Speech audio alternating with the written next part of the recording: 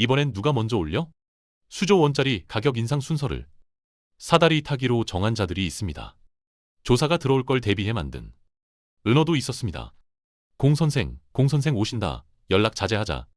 조폭 영화가 아닙니다. 여러분의 밥상을 책임지는 밀가루와 설탕. 그 시장의 90%를 장악한 거대 기업들이 밀실에서 벌인 짓입니다. 6년간 밀가루 최대 42%, 설탕 최대 67% 폭등. 국제 원자재 가격이 바닥을 치는 동안 국내 가격만 로켓처럼 치솟은 이유가 여기 있었습니다. 적발된 담합 규모만 10조 원. 52명 기소, 대표이사급 6명 구속. 그런데 수사망이 조여오자 갑자기 물가 안정에 동참하겠습니다라며 찔끔 가격을 내립니다. 6년간 식탁을 털어간 카르텔의 민낯. 함께 알아보도록 하겠습니다. 100원. 지하철도 못 타고 편의점 껌도 못 삽니다. 2월 26일 업계 1위 베이커리 프랜차이즈가 빵값 인하를 발표했습니다. 100원에서 최대 1000원. 케이크는 1만원까지 내린다고 했습니다. 그런데 가장 많이 팔리는 단팥빵, 소보루빵, 슈크림빵은 고작 100원입니다. 1600원에서 1500원으로. 채 2시간도 안 돼 2위 업체도 가격 인하 대열에 합류했습니다. 언론은 일제히 물가 안정에 동참이라는 제목을 꼽았습니다. 그런데 소비자 반응은 싸늘했습니다. 고작 100원 깎아주고 생색이냐. 그동안 해먹은 게 얼만데 장난하냐는 댓글이 쏟아졌습니다. 이 분노가 그냥 나온 게 아닙니다. 불과 2주 전 공정거래위원회가 설탕 담합에 4,083억 원의 과징금을 때렸습니다. 밀가루 담합 규모는 더 충격적입니다. 6년간 관련 매출만 5조 8천억 원. 검찰은 재분사 6곳을 기소했고 공정위는 최대 1조 원대 과징금을 예고했습니다. 이 숫자를 직관적으로 환산해 보겠습니다. 담합으로 부풀려진 밀가루 가격이 빵 한 개당 50원씩만 전가됐다고 가정해도 6년간 국민이 뜯긴 돈은 수천억 원에 달합니다. 그런데 돌려주겠다는 건 서민빵 기준 100원입니다. 서울에서 부산까지 기름값을 바가지 씌워놓고 이제 와서 커피 한 잔 값을 깎아주겠다는 셈입니다. 청와대에서 한국 빵값이 외국보다 비싸다는 지적이 나오자 부랴부랴 움직인 타이밍도 절묘합니다. 자발적 선의가 아니라 수사망이 조여오니까 꼬리를 내린 겁니다. 사다리 타기. 보통은 회식 장소 정하거나 커피 내기할 때 쓰는 게임입니다. 그런데 이 사다리 타기로 수조 원짜리 가격 인상 순서를 정한 자들이 있습니다. 이번엔 누가 먼저 올려? 대한민국 밀가루 시장을 88% 장악한 거대 기업들이 모여서 한 짓입니다. 공정위 조사가 들어올 걸 대비해 만든 은어도 있었습니다. 공선생 오신다. 연락 자제하자. 마치 조폭 영화의 한 장면 같지만 실제로 벌어진 일입니다. 2월 2일 검찰이 이들의 뒤통수를 쳤습니다. 52명 무더기 기소. 대표이사급 임원 6명 구속.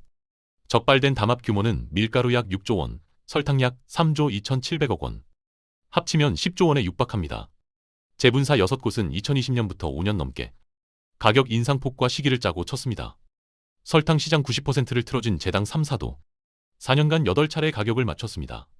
그 결과 밀가루는 최대 42%, 설탕은 최대 67%까지 치솟았습니다. 더 기가 막힌 건 이게 처음이 아니라는 겁니다.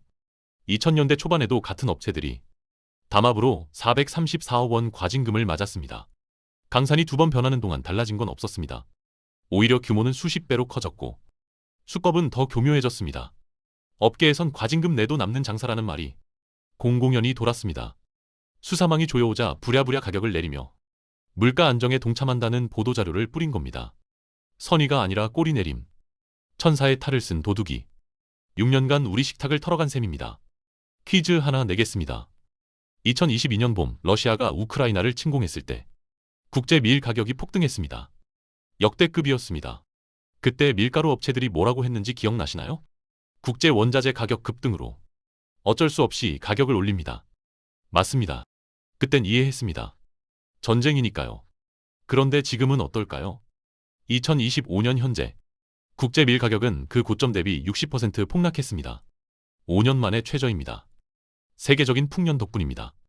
미국, 캐나다, 아르헨티나 전부 역대급 수확량을 기록했거든요. 설탕도 마찬가지입니다. 2023년 10월 정점을 찍은 국제 설탕 가격은 현재 거의 반토막이 났습니다. 브라질과 인도의 사탕수수 작황이 역대급으로 좋았습니다. 자, 여기서 상식적인 질문입니다. 원재료가 반값이 됐으면 제품값도 내려야 정상 아닌가요? 그런데 현실은 정반대였습니다. 국제 설탕 가격이 35% 하락하는 동안 국내 마트의 설탕 가격은 오히려 최대 41%까지 올랐습니다. 올릴 때는 국제 시세 탓을 하더니 내릴 때는 입을 꾹 다문 겁니다. 경제학에서는 이걸 로켓과 깃털 효과라고 부릅니다. 올릴 땐 로켓처럼 순식간에, 내릴 땐 깃털처럼 천천히, 아니 아예 안 내리는 겁니다. 독점 시장에서만 가능한, 소비자를 호구로 아는 전형적인 수법입니다. 왜 이런 일이 가능했을까요? 답은 두 개의 숫자에 있습니다. 88%와 90%닛. 국내 밀가루 시장의 88%를 단 7개 회사가 나눠 먹고 있습니다. 설탕은 더합니다. 딱 3개 회사가 시장의 90%를 틀어쥐고 있습니다. 경제학에서는 이런 구조를 과점이라고 부릅니다. 쉽게 말해 소수의 기업이 시장을 꽉 잡고 있는 상태입니다. 과점 시장에서는 신기한 일이 벌어집니다. 기업들끼리 치열하게 경쟁할 필요가 없습니다. 왜냐고요? 어차피 손님이 갈 데가 없거든요. 밀가루랑 설탕 없이 빵을 만들 수 있나요? 라면을 끓일 수 있나요? 불가능합니다. 아무리 가격이 올라도 안 살 수가 없습니다. 경제학에서는 이걸 대체제가 없다고 표현합니다. 다른 걸로 바꿔 쓸 수가 없다는 뜻이죠. 그렇다면 새로운 회사가 들어와서 경쟁하면 되지 않냐고요? 그게 안 됩니다. 제분 공장, 제당 공장을 짓는 데는 수천억 원이 필요합니다. 게다가 설탕에는 정부가 30%의 보호관세를 붙여놨습니다. 새 회사가 뛰어들기엔 장벽이 너무 높습니다. 경제학 용어로 진입장벽이라고 합니다. 그러니까 기존 업체들 입장에서는 손님도 안 도망가고 경쟁자도 안 들어오는 겁니다. 그야말로 앉아서 돈 버는 구조입니다. 이렇게 기업의 탐욕이 물가를 끌어올리는 현상, 요즘은 그리드플레이션이라고 부릅니다. 탐욕을 뜻하는 영어 단어 그리드와 물가 상승을 뜻하는 인플레이션을 합친 말입니다. 자, 타임라인을 한번 따라가 보겠습니다. 2025년 10월 공정위가 현장 조사를 시작합니다. 2026년 2월 2일 검찰이 52명을 무더기 기소합니다. 그런데 신기한 일이 벌어집니다. 바로 그 직후 2월 5일부터 제분, 제당 업체들이 줄줄이 가격 인하를 발표한 겁니다. 업계 1, 2가 먼저 내리니까 2위, 3위도 따라서 내립니다. 도미노처럼요. 우연의 일치일까요? 국제 원자재 가격은 2022년부터 쭉 내리고 있었습니다. 3년이나요. 그동안은 꿈쩍도 안 하다가 검찰이 기소하고 공정위가 조사하니까 갑자기 물가 안정에 동참하겠습니다 라며 보도자료를 뿌린 겁니다. 이게 자발적 선의로 보이시나요? 더 웃긴 건 인하폭입니다. 업체들은 4에서 6%를 내렸다고 자랑했습니다. 그런데 공정위원장이 국회에 나와서 뭐라고 했을까요? 5%로는 부족합니다. 최소 10% 이상은 내려야 합니다. 원자재가 60% 떨어졌는데 5% 내리고 반성하는 척 하는 겁니다. 검찰 수사 결과도 기가 막힙니다. 원당 가격이 하락할 때 설탕 가격 인하폭을 최소화해서 이익률을 폭발적으로 올렸다. 쉽게 말해 재료값 내릴 때는 슬쩍 숨기고 오를 때만 어쩔 수 없어요 하면서 올린 겁니다. 6년간 이 수법으로 수조 원을 챙겼습니다. 이제 와서 몇 퍼센트 깎아주는 게 반성일까요? 아니면 수사 무마용 꼼수일까요? 담합만 했으면 그나마 나았습니다. 국세청이 뚜껑을 열어보니 그 안에는 더 기가 막힌 게 있었습니다. 담합으로 번 돈을 숨기려고 2차 범죄까지 저지른 겁니다. 수법이 이렇습니다. 담합 업체들끼리 서로 똑같은 금액의 가짜 계산서를 주고받습니다. 우리가 원재료를 비싸게 샀어요라고 장부를 조작하는 겁니다. 매입 단가, 그러니까 재료를 사들인 가격을 뻥튀기해서 이익이 별로 안 났어요 라고 속이는 거죠. 이 수법으로 숨긴 담합 이익만 800억 원입니다. 그럼 이렇게 빼돌린 돈은 어디로 갔을까요? 여기서 더 황당해집니다. 사주 일가, 쉽게 말해 회사 오너 가족한테 인건비를 70억 원 넘게 과다 지급합니다. 계열사에서 가공식품을 10억 원어치 비싸게 사줍니다. 상표권 사용료 80억 원은 그냥 안 받습니다. 심지어 회사 돈으로 명예회장 장례비를 치르고 오너 일가 소유 스포츠카 수리비와 유지비까지 처리했습니다. 소비자한테 비싸게 받은 밀가루 값이 고급 스포츠카 기름값으로 들어간 겁니다.